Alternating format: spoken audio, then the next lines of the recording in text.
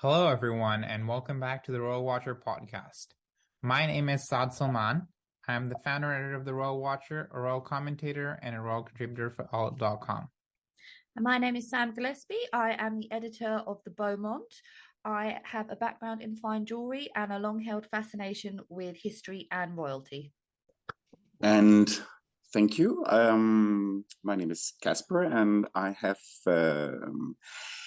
Gillespie on Instagram, and I have a lot of knowledge from my interest from more than the last 30 years, and I'm living in Denmark, so I love to participate in all the royal stuff that they do here. Yeah, no, definitely. You're always kind of my first source. Whenever anything is announced in Denmark, I'm like, I have to ask Kaspar. So yeah. Well, they're also quite open about what they do here, so that's quite nice. I don't know. The Danes really do like to have fun and give us lots of things to talk about. Yes, indeed. Yes, they do. So kind of beginning with the New Year's receptions and the New Year Levée in courts, I think we want to start with kind of discussion about the venue and how it all goes. Yes. Well, actually, we call it the New Year Tafel here in Denmark on January the 1st. And it's regarded as the finest party of the year here in Denmark. And it's only like the top and elite from the official Denmark that will participate or be invited for this party. And, you know, it's the first time in 3 years because the last two got cancelled because of the corona. Mm. Yeah. So it was a joy to see them back again in business.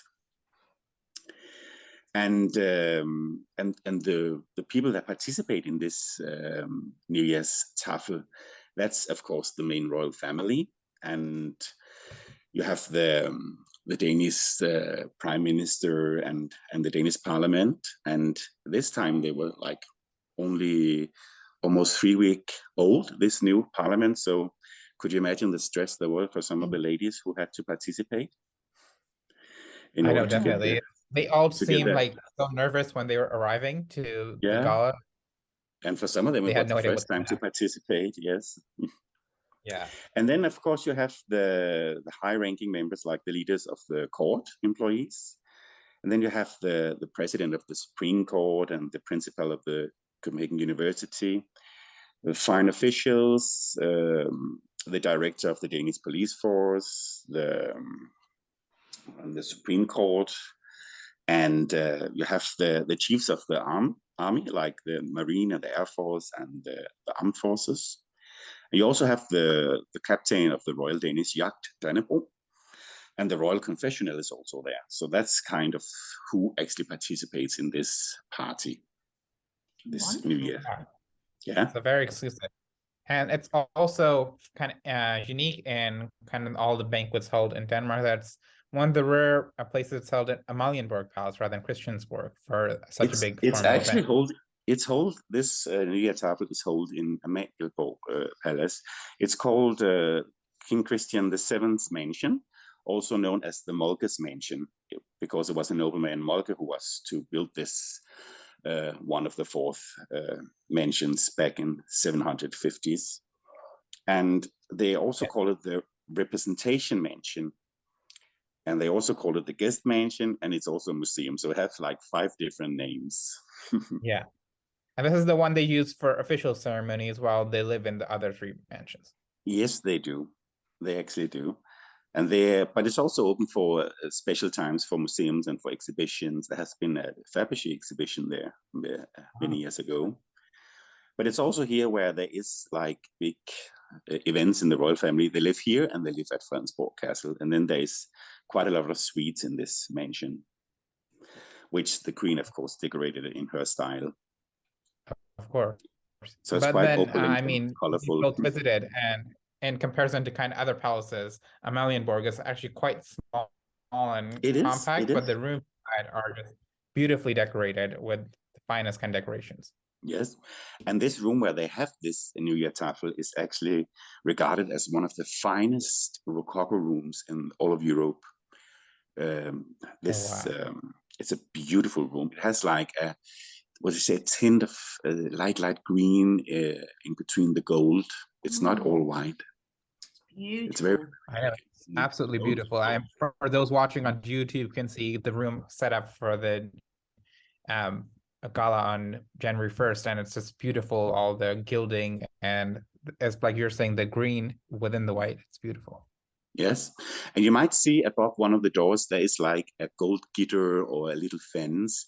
It's because behind those that fence is sitting some of the musicians that will play music during the dinner, and it's live music from one of the military corpses. Oh, so like a very, very nice bandstand kind of area. Yes, it's just as they did back when it was made, you know, in the 1750s. Yes. No, it's just absolutely beautiful. And this is one of the traditions, kind of, which the New Year's Gala is such an old event, but one of the newer traditions that were introduced by Queen Ingrid is that the royal family, whenever they enter the banquet, they all curtsy to the guests. Yes, the Queen courtesied, all the female guests courtesies to the guests, and that's it.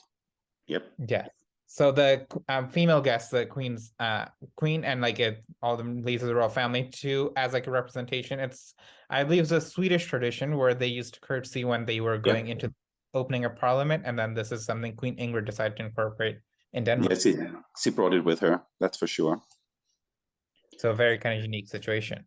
And the New Year's Gala also brings with it quite an interesting dress code. It's all white tie, tiaras, and then the most formal of collars of the Order of the Elephant. It is, definitely. And the Guard of Hussars, they actually come in white trousers this time of year, even though it's not summer, but that's the gala for them. You come in the finest livery you have. If you have a uniform, you put everything on, hats and sables, everything. And if you don't have anything of that, like some of the Danish ministers, you just come in black tie. Oh, wow. And for sure, a woman will come in a long dress. Yes. No kind of leeway on that. And so it's more like it's like a dressing party for the men this time, because there's a lot of different uniforms in Denmark. Yes, the uniforms are the kind of highlight for me, watching all the different colors with the orders and the ribbons. It's beautiful. Yes. And but this New Year tradition in Denmark, it has always been there in some kind of form. And I think back in the 1700th century, they talked about it, that it was an old tradition already at that time. So there's no, we don't know when it started, but then slowly it has gained this form it has today within the last 150 years. Where it has this kind of set structure, which we'll talk about later, and with the different sections and where they're held and who it's held for. And so kind of the guest of honor this year always is Queen Margrethe, and she alternates between her pearl pois tiara and the Danish emeralds. This year she's wearing the pearl pois with the same gown that she's worn so far for her 80th birthday and for her Ruby Jubilee banquet. And the kind of, we've been seeing it so much because it was been worn for 3 separate sets of portraits now, so it does seem like a favorite of hers these days. It is, and I also think that she wants to show sustainability and be aware of the environment in some sort of way. So that's also a sign she's sending here. But I do think she likes it, and she loves blue. So yes, and she does love a repeat. But in the past, usually when she does repeat gowns, she just changed the jewels up a bit. Yes. This time, however, she does seem to be wearing the same jewels, the pearl pois tiara and the Khedive of Egypt pearl with it. Yes, but I would have loved to see the emeralds for this one, to have the contrast. Oh, but apparently they're on a long-term holiday in Rosenborg basement. Yes, I know. That's where they are. Yeah, it's in the treasure chamber underneath. We call it the basement, but it's the treasure chamber. Yeah. I thought they were hiding it. I was like, no, put them out. No, they're on public display in the basement. Yeah. Oh, in the basement. Oh, okay. It's the only place in the world where they have crown jewels on display that are actually on use. So you can come as a tourist and see, oh, this montre is empty. And then there's a little note, in use. So, it'll be back within a day or two. Yeah. And it's only the queen that is allowed to wear them, and they cannot leave the country. Oh. There's lots of restrictions on them. So the kind of highlight of Queen Margrethe's jewels are the pearl pois tiara, with the Khedive of Egypt pearl, and It was on display last year at Amalienborg for the exhibition marking the Queen's Ruby Jubilee. Kaspar kindly wrote an article on the Royal Watcher in January last year, detailing your entire experience. And then when I visited Denmark in September, you took us all around and we had a great time seeing everything. Yes, it was an amazing trip. It really was. But also at the time when we went to see the exhibition, there was a lot of the jewelry were out of in use.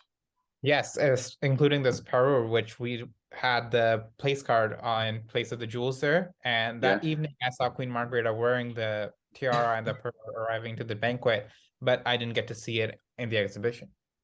No.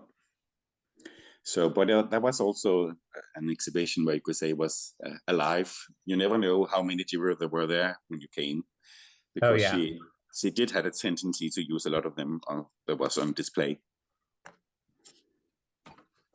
It's a very fascinating concept, actually, to kind of do that, and especially for other monarchies, to kind of follow that example and have their jewels on display while still using them at the same time. Yes, I do think she could be an inspiration for some others, like perhaps the Bernadottes could do an exhibition like this. I would certainly go and see it.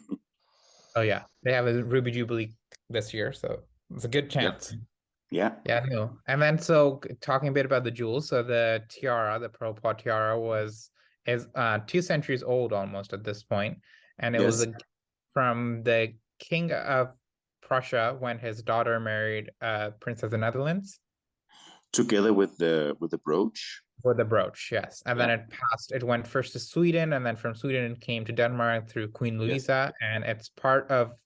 Is it part of the family foundation or the? It's part of the Danish of the family foundation. We call it Le Sørfideikommidet. Yes. Which is owned by the queen, but she can never sell it. It can only be like she can add to it, but not take stuff out of it. Yeah, no, it's quite a fascinating piece, and so that is always worn with the Khedive of Egypt parure, which when Queen Louisa was marrying into the Danish royal family, the Swedish princess Louisa, she received this necklace and a pair of earrings from the Khedive of Egypt at the time, and that has become a married parure, and they're usually worn together. But these the earrings that we see today, they used to be part of the necklace, like these pear drops, and then I think it was it Queen Ingrid who changed it, or was it Queen Alexandra? I think it was Queen. I'm not sure on because that one. Queen Louisa did not wear the earrings. No. And then the little round brooch is for itself. It came into the family. Yeah. Oh, I don't remember how, but it does match quite perfectly. It is. Yeah. And just going back to it, so this year we had a bit of a kind of interesting jewel moment as Queen Margrethe was arriving. She was entering the palace, and you could see her reach into her ear, and she took one of the earrings off and put it into her hand because I believe it was probably falling out, so she wanted to kind of save it before. And last year there was a similar mishap with a brooch when one of the pearls fell out. Yes, when she were in Germany, she lost a pearl. Yeah, but luckily they found it. But I think this situation with the earring could be there is an extra long hook to put up around the ear to like ease up the weight of it. And it could be that it like fall off, or that it interfered with her hearing aid, and then she took it off. That would she's not too posh to do that. She just do it. Yes. You know, and at the same time, one of the other things before we move on is that the pearl tiara and the parure, they've been reserved for queens, but in the past they have been loaned to other members of the royal family for kind of important foreign occasions, especially coronations in Britain. And 1937, it was loaned to the then Crown Princess Ingrid, and then 1953 was loaned to Princess Margrethe. So I'm hoping in 2023 it'll be loaned to Crown Princess Mary when she represents the Danish royal family at the coronation. Let's see if she's allowed this time. Hopefully. Yeah, I think she is. Yes, it would be a lovely gesture, actually. Well, to do have the rubies, but it would be lovely to see her with that. Yeah, because it's the most important and hopefully the other royal families will follow suit. The Crown Princess Victoria will wear the Braganza, and they can all kind of bring out their best. It's allowed to hope. It is. Let's dream. We're dreaming about it. We can dream. Yeah, and so talking about Crown Princess Mary, she was wearing this absolutely spectacular gown that she wore for her 50th birthday portraits, along with the Danish rubies. It's made by a tailor called Jesper Høvring, and it's really beautiful. But especially the tiara, and she was wearing the earrings in the short version with I think it's a dark gray pearl. Yes. Perhaps Sam know more about these. Yes, we're not a fan with the pearl earrings, but the tiara itself is absolutely spectacular. In addition to that, Crown Princess Mary also had the clips in her hair. As you can see over here, the Danish ruby pearl is absolutely stunning, and this is the third rendition of the tiara under Crown Princess Mary. Excuse me, sorry. This is probably the only time I can contribute to this episode, because this happens to be one of my favorite sets of jewelry. It was made for the coronation of Napoleon, believe it or not. And it's a beautiful piece. Those, in its original form, it was set in gold and silver with the diamond leaves, as you can see on YouTube, and the ruby berries, very naturalistic style, which was in keeping with the neoclassical style of Napoleon's court. And yeah, it's one of my favorite pieces just because it's probably one of the only complete sets, and also complete sets that are still worn to this day. So you've got this beautiful necklace, you've got the matching earrings, a big brooch. Later additions to this have been a bracelet and a ring. And when Crown Princess Mary was redesigning the tiara to fit her head, she also made some hairpins. So as someone who loves a complete set, this is my ideal set of jewels. And also Mary's been able to redesign the necklace quite a bit and earrings, so she gets maximum use out of it. She does, yes. There's a fantastic, there's a book and there's also a documentary on what was done to these earrings and the necklace. And it's fascinating, especially from a jeweler's perspective, how they had to delicately unsolder pieces from this necklace, remove chains, and put in new mechanisms so that they can be attached and reattached in different configurations. You can wear them, you can, like we just said, Mary can have the rubies as a single stud, but it can also have different drop settings, such as different types of pearls, or she can just have the one ruby and diamond drop, and then she can configure the necklace so that it's doesn't have the hanging pendants, or she can just have a single element on a chain. And yeah, so not only is this a complete piece, it's an amazingly versatile piece as well. And I do like the way that they have done it with respect for the original setting and look, but the diversity it's amazing. It's fantastic, yeah. But I do miss to see it all in full.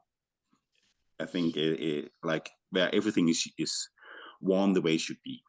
Yeah. Yes. I agree, but I think about all the versatility is that we can't see the full one too often these days. Yeah, but it's not that you can ever be too much, but I think keeping with modern styles, it might be a little bit too much. Yes, to see her wearing it can also those become too simple from the yes. On the other hand, we can just go the other way, can't we? When you see Mary wearing those tiny stud earrings, and you're like, oh, if only she had those huge girndole styles. Yeah, I love those earrings. That style is And then kind of the third lady of the night was Princess Benedicta, who, in my opinion, was my favorite of the evening. She was wearing her Wittgenstein Belleberg French tiara with Queen Ingrid's diamond stars as earrings. And also I noticed that her Star of the Order of the Elephant is also in diamonds. Yeah. And so then she has this diamond Revia necklace also. Yeah. And she looks so beautiful in a dark red Wigman couture dress. Oh, definitely. Yeah, no, I was hearing somewhere the other day that Queen Ingrid used to say that Princess Benedicta is the most queenly of her three daughters, even though she's the only one who's not a Who queen. wasn't And a you can queen, tell yeah. that. Yeah. But She was the she only walks with one such born to the elegance. role. Yeah. And she just looks absolutely amazing, really, in the way she carries herself and as a member of a family after all these decades. Yeah, and a woman of this age to look this good, I mean, and she has a glow around her. It's amazing. And her costume look quite nice when she wears it. Yes. I saw some people kind of grumbling that it should now be going to her daughter-in-law, Princess Karina. But I think people should remember that this is one of the pieces that was inherited by her husband privately. It was never worn by her mother-in-law. It's kind of Benedicta's private jewel, so she can do whatever she wants with it. We can only guess for it, but I do think that it later will pass on to her son, but we only have to wait and see. Yes. And at this point, Benedicta is the only one who's attending events this regularly, so she's wearing it for now.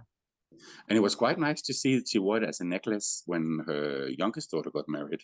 That was actually, I think, the first time we saw it as a necklace. Oh yeah, that's what I was thinking too. It's quite rare to see it worn as a necklace. I haven't found any other pictures. Mm-hmm. And so but she does, and she was able to. She didn't wear it for her son's wedding, but she also wore it for Alexandra's first wedding. Yeah. So she does try to bring it for the most important events. But we didn't see any pictures of her from Gustav's wedding, did we? I mean, we did. She wore the star and pearl tiara. Okay. With her pink kind of caftan gown. Oh, that's gorgeous. Yeah. So she's had quite a few tiara appearances in the last. She wore the fringe twice at the Jubilee, and then she wore the star and pearl tiara for the wedding. Mm-hmm. And let's see what this year we're bringing with. I'm pretty sure she'll be in Sweden for the Jubilee, hopefully, because she's close to the Swedes. Yes. And then there's Prince Christian's birthday. And yeah, was it in October, isn't it, or November? I believe in the autumn. Yes. And then also through the pipeline, I've heard a bit that there might be a Spanish visit to one of the Scandinavian countries. So bring them on. Hopefully Denmark. And we can see Princess Benedicta again. That would be nice. Yeah. But and of course, this night we were missing Princess Marie, so we didn't have a chance to see her in full blossom with tiara and orders and a gown. Yes, she was apparently taking care of a sick, newly minted Count Henrik. Because for those who know, the Danish royal family has had a change in titles, and Prince Joachim's children are now titled Count and Countess. Yes, of Montpezat. Yeah, which is the couple of changes. Grandfather's name, yeah. We didn't include Prince Joachim in our slide, but he was fuming as he arrived. Yeah, it was easy to see. And he didn't talk to the press, but he stood still for a moment to have pictures taken, and then he went in. Yeah. So, I mean, kind of a sign for the royal family that you can still have differences, but arrive and do things civilly, in public at least. Yeah. But one of the elements we also see in all these ladies, but also the Crown Prince and Prince Joachim, is that they were wearing the Order of the Elephant. Yes, and the full collar, which I believe they only wear 3 days every year. It's allowed 3 days a year, like on the National Day and on the this Grundlovsdag, and then on the 1st of January and on the Queen's birthday. Wow! So they do, and they don't own their own gold chains. They are lent to them from the order chapter. The elephant is their own kind of, or is it the one that comes with the chain? They have their own elephant, and it's the one they put in the blue sash or the blue ribbon. But this gold chain they're wearing is, of course, there's one lent to them, but it's from the order of the chapter. And so it's only online. But the theme of this New Year's tafel, it's not to say that it's an elephant, but the elephant element is going through in many ways, and I will enlighten you about this when we go to the table savings later. But it's they have the elephant stables is actually at Amalienborg Mansion. And then you think, what's that? Do they have elephants? No, it's behind the four mansions. There is the yellow mansion, which is where the four main lords of Europe lived, like Frederick and Louise, those who had the 6 famous kids that became the sovereigns of Greece and Russia, England, Denmark. Yes, exactly. And they were brought up there. But behind that, the yellow mansion today is the offices of the court marshal and other employees of the royal house. But behind that, there is a little house, which is the order chapter.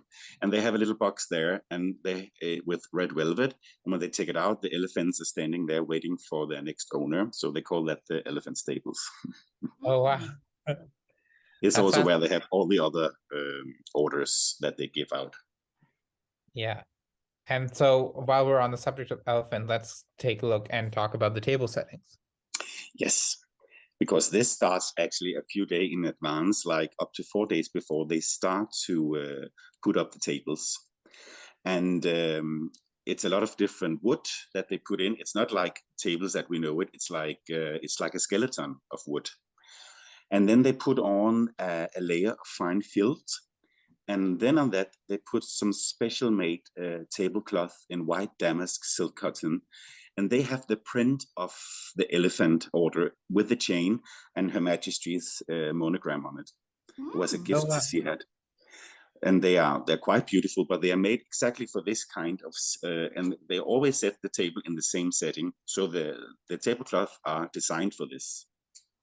That's the entire setting. Wow. Yes, and they have to put it on a few days before so it can hang, so it becomes unwrinkled, without wrinkles. Yeah. My big question for you is that are the staff, would want there be some grumbling because they'd have to be setting this up through Christmas and New Year's, or do they kind of get overtime pay for this? I think that they are, it's part of the job. And then, of course, they make sure that if you're working here, you don't work there. It's like, it's a give and take. Yeah, definitely. I mean, to work in the royal family, they have always said it's the honors that pays the bills. Of course, they get a salary and there is a union and everything, but you don't get a high salary. Of course. Definitely not. But it's like the honor that pays the work. Yeah. I mean, I'd work for them if I get the Order of the Dannebrog. That's the goal. I applied for a job as the table setter there last year, but I didn't get it. Really? We were I applied for a people. job too during 2020 when I offered my services as a consultant. Yeah. But then COVID hit and then they weren't hiring. So. But the interesting part, when they set this table, then they start to put on the silver plates. And the royal household has around 900 silver plates. And the first one of them were made back in 1740s. And then suddenly they became out of fashion when the porcelain became popular. And then it has to go like 200 years before it more or less came back with Prince Henrik when he came and married the present queen. And he brought back to use these silver plates. Huh. So do they put the plates on top of it, or the porcelain plates, or do they just use the silver ones? It's like it's a plate they put lowest, like nearest the tablecloth. It's like a decorative plate, but they actually use it. It's allowed to use your fork and knife on it.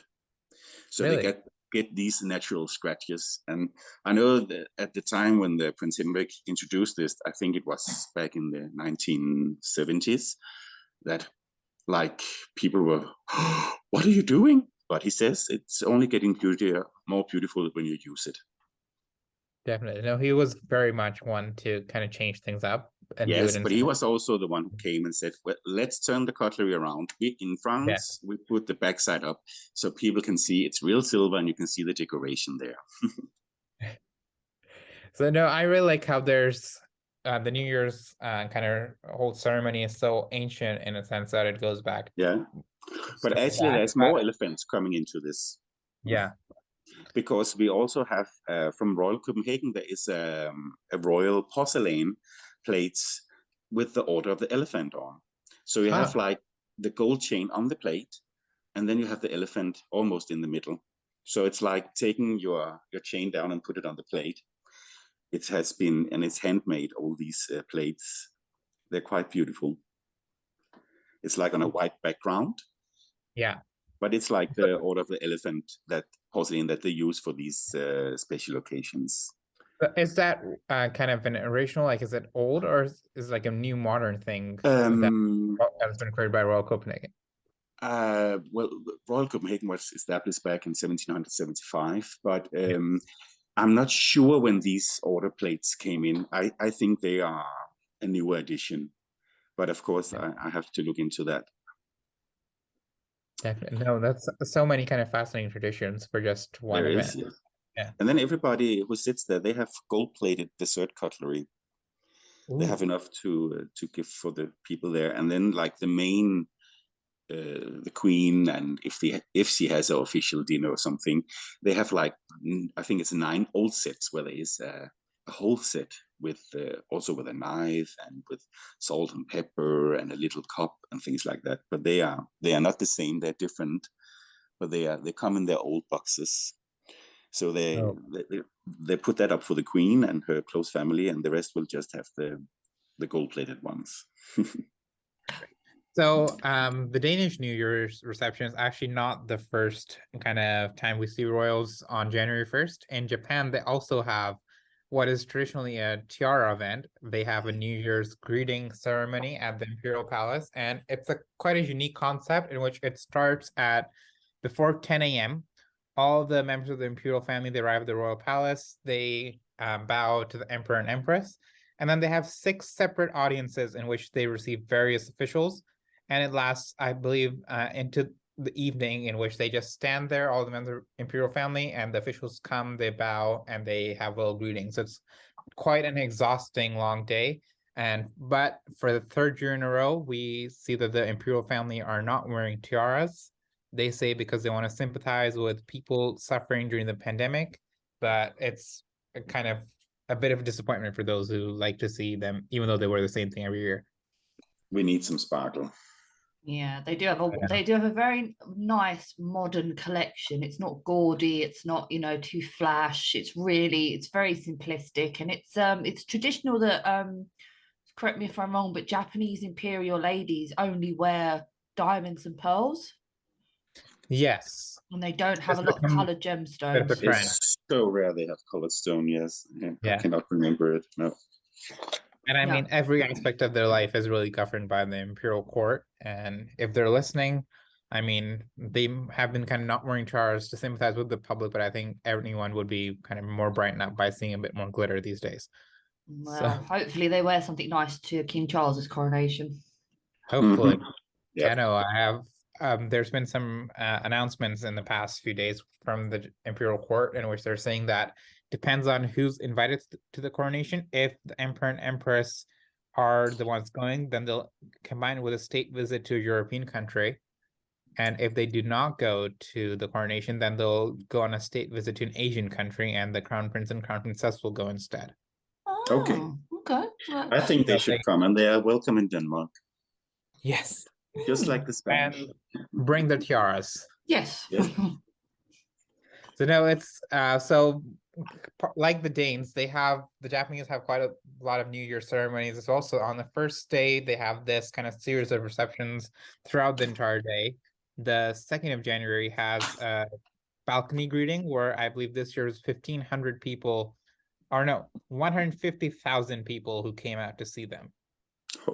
Here on the balcony of the Imperial Palace in 3 different shifts because of the pandemic. And we also, I visited Tokyo the month the emperor acceded to the throne, and it's a huge kind of space where they appear on the balcony behind bulletproof glass. So it's really amazing to see kind of how these traditions are maintained so far. Fascinating. You always seem to be in the right place at the right time for these royal events, don't you, Saad? Sometimes it's planning and good luck, but usually it's all a coincidence. This one was very much a coincidence in that sense. That's a separate story we'll talk about later, about how I was able to get inside the Imperial Palace on a 10-hour layover in Tokyo. Even though it said it was all sold out online. Yeah, it was quite a coincidence. So yeah, speaking about kind of the dress code of no tiaras, in the past, this kind of dress code of wearing orders with long gowns in the daytime was quite normal, but nowadays we mostly just see it and during the New Year's receptions in Denmark and in Japan, and also during the Dutch opening of Parliament, but it's quite obsolete, except this year we had a kind of really special surprise from Queen Margrethe in which she's deputed a new court gown after 25 years. She's worn, for those who are on YouTube, she wore the yellow gown on the left for the first 25 years of her reign, the blue gown for the next 25, and now that she's past her golden jubilee, she's wearing this lovely new, I believe, maroon gown. And it was a gift from the Danish Guildhall Society, or that made it for her. And yeah, no, it's actually very regal, and I absolutely love how she carries it off. It's the favorite out of the three gowns for me. And what I miss is some of the print that you see on the former yellow one and the blue one, but of course it's very elegant and the color suits her, and the fur does a lot also. It looks so elegant. Yes, I did see a bunch of people on Instagram kind of protesting the fur. Yeah. And then she's a queen, she can do whatever she wants. So is it real fur still in this day and age? I believe it's real fur. I don't know, actually. It doesn't mention it, but we are a country where we are trading fur. Yeah. And I don't know if you hear about the mink scandal during the pandemic, but we're also in union with the Faroe Islands and Greenland, and the Queen wear seal. And also at the New Year Taft to come in a very, very big fur. I think it's a polar fox or something, but I mean, she has worn it for I don't know how many years. Yeah, so vintage furs, it's a different thing. And in a few slides, you also see a big fur coat that she wears as well. So yeah, but I mean, even Queen Elizabeth, I think her fur collection was valued, in the hundreds of thousands, or even the millions. So it's not a controversial subject. I'm just wondering if she was keeping up with the ideas surrounding fur at the moment, because someone was telling me that the bearskin hats that the British Guards wear might be moving into. Oh no, actually, sorry, I might be going off on a tangent here. I think they tried synthetic fur and it just didn't work. But they have the same hats in Denmark, and it gives 2.5 hat on one bearskin. So, and of course they're reusing what they can. And I don't know what they do if they have to replace them, because of course there has to be. Oh, it's a very delicate subject. It is a delicate subject. Let's get off of it. Yeah. Yeah, and talk about Queen Margrethe's kind of massive insignia, the diamond encrusted Order of the Elephant and the Order of the Edinburgh, with her father's kind of family order and her badge. Yeah, those are big. I have seen this the order with her father with this frame. Is it the old Brazilian frame? Yes. The diamonds are huge. It's so big. Yes, it's and really for beautiful. Those who can see this on YouTube or on screen, they can see how the diamonds of the order are so much bigger than the diamonds in her brooch, which is already quite such a valuable piece. Yes. You can only imagine how big those are. It's yeah, and then the other insignia, those are made for kings, I believe. Yes, that's why they're so large. But because she's the regent, that's why she wears them, and she doesn't mind it. Yeah, no, and it looks very well on her. I mean, it adds the right kind of look for her. But you also see interesting detail here is that the elephant jumped back in his leash and is hanging on the side in the blue ribbon, and not on a gold chain, because it's not the biggest day. Or it's not the finest day, but it's actually one of the biggest poor days. Definitely, yeah. So this insignia, these all date from the 1600s, correct? I do believe so, yes.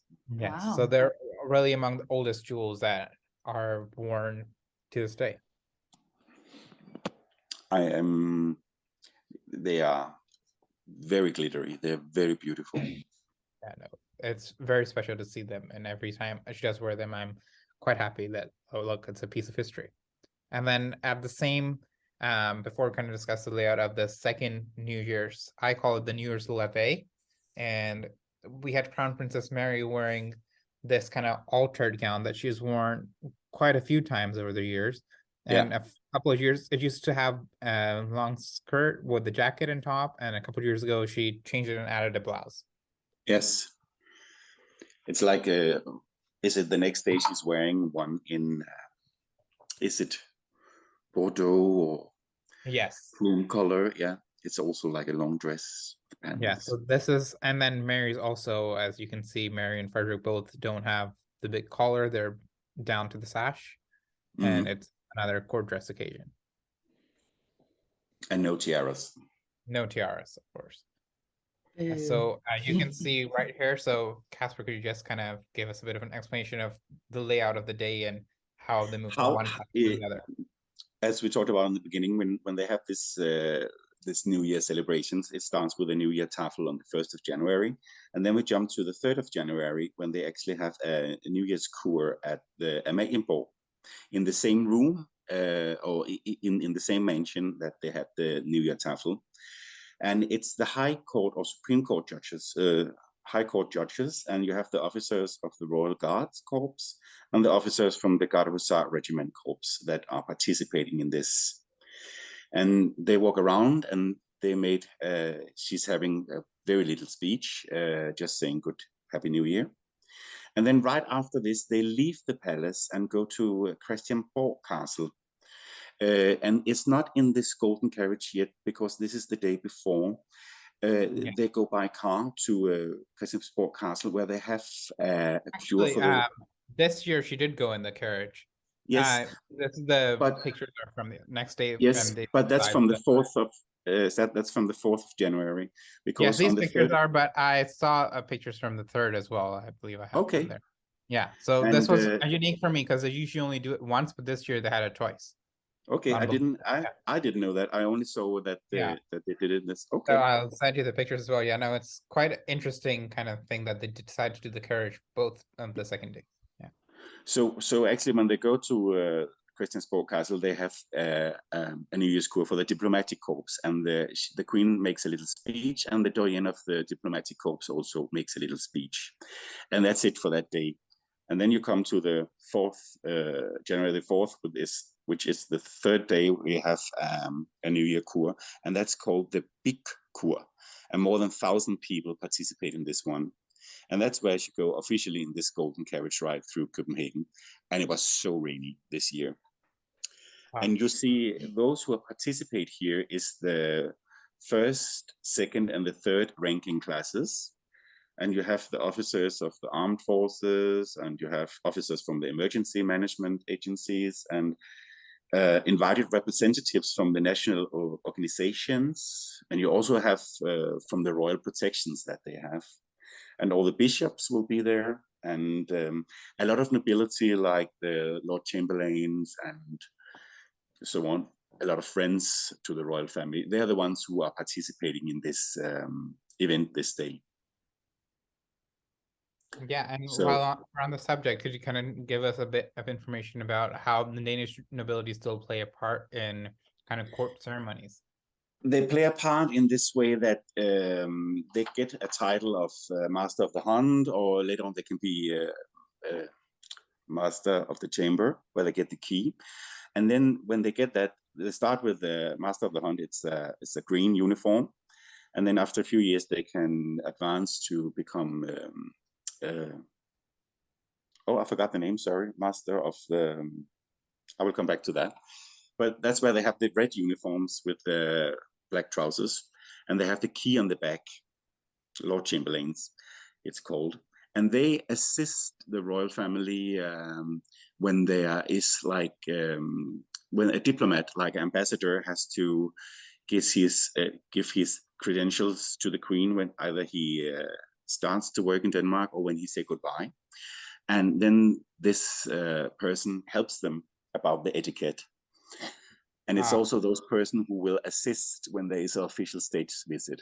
For example, when the Norwegian king will come here officially or just as a guest for her birthday, you will normally see it's a count from Langeland, Count Preben from Elephant Laurvig. He will assist because his wife is from Norway and know Queen Sonja, and he's an old friend of the Queen.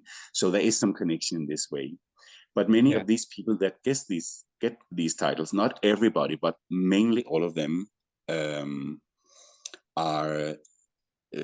have a castle or belong to a noble family that has a castle. And they don't get paid for this position; it's just honorary. Nope.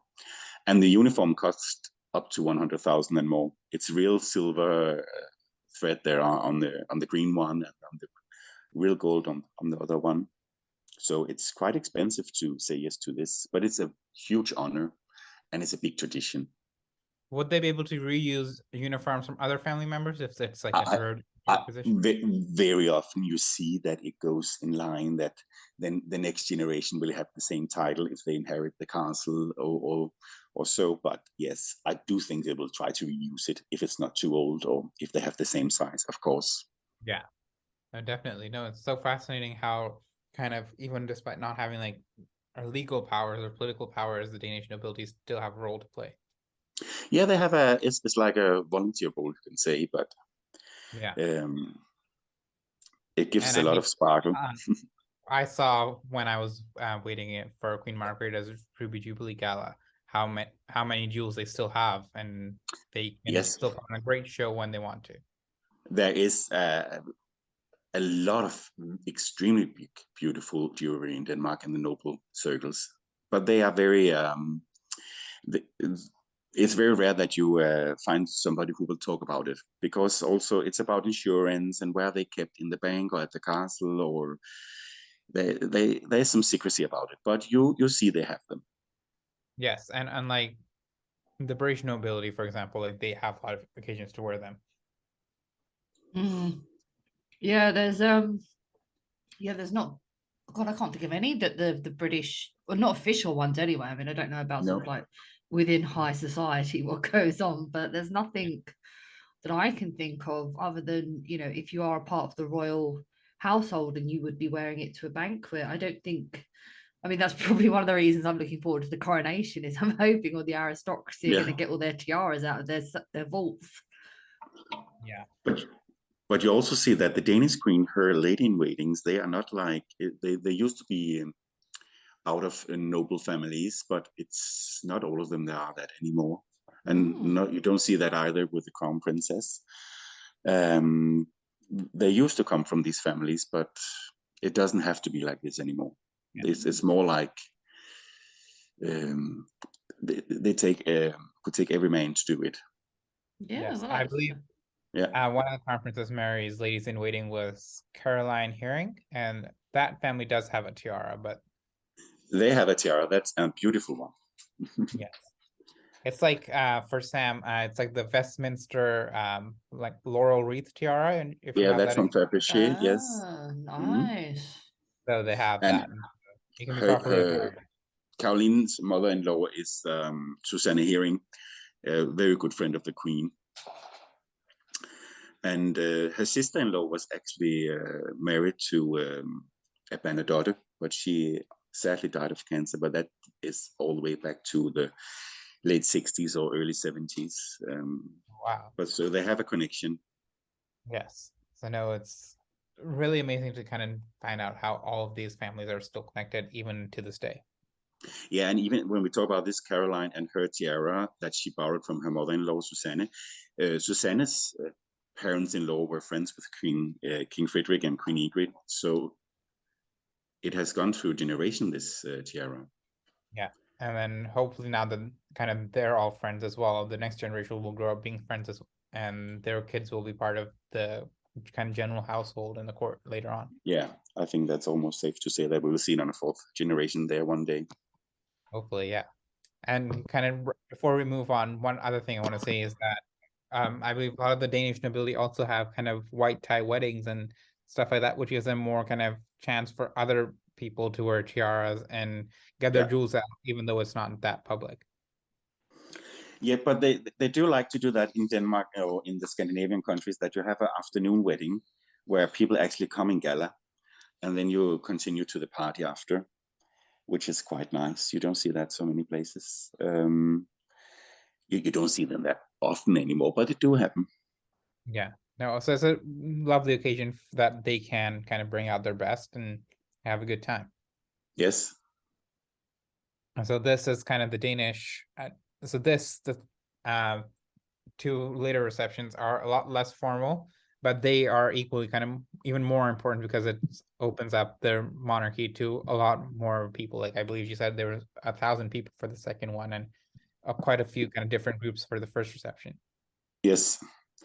And of course, it starts in the morning with the first and second ranking classes, and then come the third one, and then come all the other ones after. But it is there's this ranking system, I think, that have that in most countries. So as the Queen said, everybody cannot enter the door at the same time, so we need to have an order. Yeah, no, it's lovely to see kind of these traditions still being used and upheld to this day. And that moves us on to kind of the latest New Year's reception, which happens in Spain. They have on 6th of January, they have the event called the Pascua Militar, which is called Military Easter. And it begins with a parade outside the Royal Palace of Madrid. And then there's a reception afterwards for a ton of dignitaries from the government, the military, the church inside the Royal Palace, especially in the throne hall where the king gives the big speech. Unlike Denmark and also Japan, King Felipe is always in uniform with orders, but Queen Letizia is in a long gown, however, no orders. And I was... And no brooch this year. No brooch. I mean, last year she dropped her brooch, so she lost one. Yeah. So, but then usually, like we were discussing it with our team a few weeks ago about how Queen Letizia usually has a very amazing appearance one year with a new gown, some heirloom jewel, and update, and then the next year she has her hair flat and then no jewels and a repeat gown. So it's always a hit or miss with her. I, for one, do not like that system. I would like it on full blast, year in, year out. Yeah, and like this is one of two kind of similar receptions. So they have this reception at the start of January, and towards the end of the month they'll have another reception for the diplomatic at court, in which it'll also be a long gown. But as we've seen in the past few years, by that second reception, Letizia's kind of gowns have been declining quite a lot, so we never really know what's happening. I mean, you know, she the earrings, just put on some nice earrings, nice, you know. Yes, bling it on. It wouldn't do to change much. And then I was looking at kind of Queen Sophia. I am sadly blaming her for this. Love Queen Sophia, but she's brought down standards. But back in the 70s and 80s, Sophia used to wear her full order. She had a mantilla with the comb at the back. So it was a full kind of ceremonial, like Spanish look, which you wouldn't see otherwise. Oh God! So she set our expectations too high, is what you're saying, and now they're forever going to be dashed. And then it was Sophia herself who downgraded it and got rid of all the orders and the mantillas and everything, and now it's back to plain gowns and nothing. No visual interest for us. No, I mean, I know they have to be very careful, the Spanish royal family, what with the the public opinion being the way it is. So but still. She could have worn something from the the US de Passage. She could have worn the bracelets. She could have worn the diamond studs, but just a little more. The pearls or the bracelet could be nice, or earrings. Something a little more to indicate this is a very important day of the year. And she's the queen. Yeah. She's the queen. Yeah. She's still dressing. I believe she's been wearing this gown since well before she was like the Princess of Astoria. So like. She should kind of deserve a bit of an upgrade now. Yes. I wouldn't mind one of the Queen Sophia's maybe modern necklaces, something to add some interest. Yeah. Make this, and even like the bow of an order, because just like a plain gown like this for the daytime looks a bit odd. Especially if you're looking forward to a royal occasion. Exactly. No, it's quite it's not as bad as previous years, but Letizia can definitely do better. Yes. Yep. Well, she looks regal, but it would be nice with something more. Yes. Actually, I forgot to mention a thing that is quite funny about the Danish New Year reception, this New Year gala, if it's allowed for me to say it, mention it. They all drink a very sour wine, a white wine, a Rinsk wine, called Rosenborg wine, which is more than 400 years old. Really? Oh, I've heard of that. Yeah. Yes, but of course, it has been, the original wine is from that more than 400 years old, but it has been like, they added some new wine a few times, and the last time was Prince Henrik who did it. He tried to refine it a little. And when you ask the guests, so there would always be something of the original wine in it. And when you ask the guests that participate in this dinner how they like the wine, they say it's they smile and say it's extremely fresh. Okay. Like the meaning, what? It's quite sour. Yeah. Okay. Yeah, I can't say Danish wine is one I've ever sort of where you could produce wine that far north. We actually do, but this wine is, I don't know where original comes from, if it's from Germany or France, this very, very old wine. But I'm sure that when Prince Henrik, when he was alive, then he tried to give it a new standard. He chose some wine, I would guess from France. Okay. Yeah, I believe I've also read it was from France as well. So he did try to bring a bit of French into the intro. As you can see with the cutlery and also the wine. So no, there's so many kind of fascinating traditions with New Year's royal families that one does wonder why other royal families, like the Belgian and the Dutch, also have New Year's receptions, but they're nowhere near as grand and nor have as many nice traditions. As far as I know, this one is the most avant-garde or the most theatrical one or the most blingy one. One we have in Denmark. Yeah, especially when we realize it's on the 1st of January, which does make it quite kind of like those who want to go away for New Year's and Christmas, they have to be back in Denmark by the 1st. Yes. And that does limit a lot of travel plans. It does. They really have to, there's a lot of, you cannot just go out and party the day before and then come and look like hangover. Yeah. Yeah. You're saying, Sam? No, I think just like sort of New Year's courts in general, they used to, vaguely in the back of my memory, I remember it was very big sort of before the Civil War, and so that's like 1600s, they were a big thing, and like presents used to be exchanged and people used to get new bits of jewelry. But yeah, it's not I don't think it's been done here since, I don't even know if the Georgians did it. No? We're just kind of boring. I mean, I kind of make it in that the Brits have their diplomatic reception at the end of the year, so they kind of make it like an early New Year's sort of thing. Yeah. So, but it's not the same as it. No.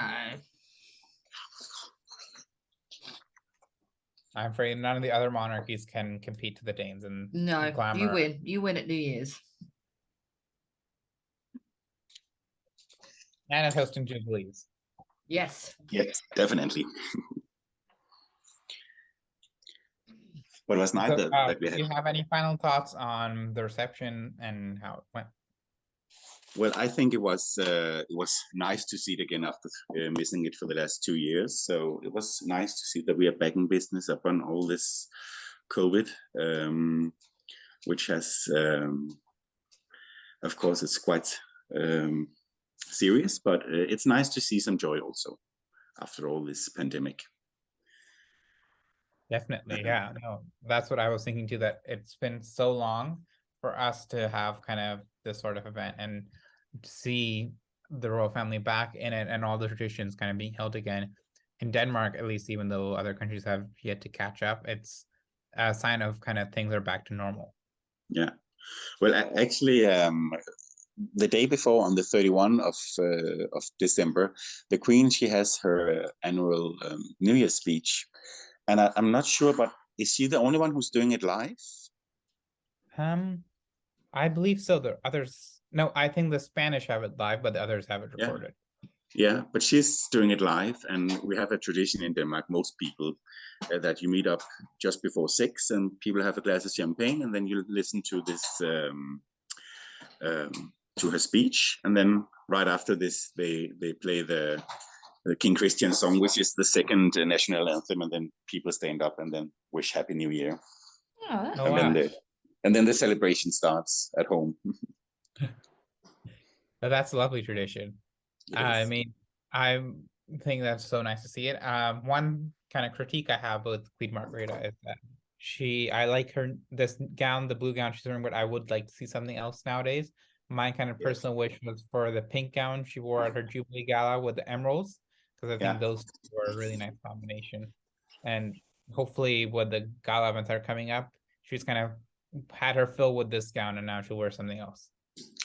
It's quite interesting to see how her style has changed over the last few years. Like the dresses are more slimmer, and it's like she feels more secure in a slimmer dress and not the big ones. But I hope that we haven't seen the last one of them. Hopefully, yeah, no. Because she usually does have, like, she likes dressing as the queen, and now she's really moving towards like more streamlined aesthetic. But what's nice about her is that she's daring in colors and contrasts. So that's, I don't think we will miss that. She will still continue to do this. Oh yeah, definitely. She'll still have her touch on everything, and she'll continue to have fun with jewels and create a statement. No one will doubt that she's the queen. That's for sure. And what about your thoughts, Sam? As I'm sure our listeners can tell, I don't have a lot to contribute to these episodes if it's not jewel related. But yeah, like you guys were just saying, the fact that Queen Margrethe is such an artistic person, you know, and that she's not afraid to try these bold colors, you know, and she does actually have quite a respect for the jewelry that she wears and the tradition and the history behind it. I think makes it wonderful that you know, she's still, as I said in our Swedish episode, that the Scandinavians, they do it right. You know, if they're going to go to a gala, they're going to go all out. But do you reckon, Sam, that we will see something on Queen Consort Camilla, like last time we saw her with the sapphires and a sapphire, no, a blue dress? Do you think that we will see a more daring move from her? No, I don't think she's the type. I think you'll definitely see more jewelry coming out, because it's well known that King Charles loves jewelry. He's a very much an aesthete. But no, I mean, Queen Camilla's always been very, you know, conservative in her dress. Conservative, yes. I think most of the British royals are. A bit of a gradual change from like the white gowns, but like it's still going to be like a Sam. That's sure. It's nice to see her in something else than white. Yeah. No, unfortunately, no. I think Queen Margrethe is the only one who's got guts when it comes to her fashion choices. And Queen Sonia. Oh yeah, yes, and her too. And they're friends, so of course, yes. Yeah, Queen Sonia and her big bird yellow gown. Now she has a new yellow gown, which is not that successful. And you still see her wearing some very old gowns that comes out once in a while, made by a Danish designer. He used to work for Pierre Belmont, and he died many years ago. But she also like reuses her stuff. Yes, like 30-year-old gowns, and she wears them like. Then they get some steam, and then they're ready for partying. Definitely, I think there's a lot to look forward to this year in general with the royal events. There's going to be the celebrations in Norway for the 50th birthday of Crown Prince Haakon, Crown Princess, and then there's the Swedish Jubilee. Then there's Prince Christian's 18th, plus the British coronation. And we also have Queen Matilda turning 50 here soon. Yes, but sadly no tiaras for that.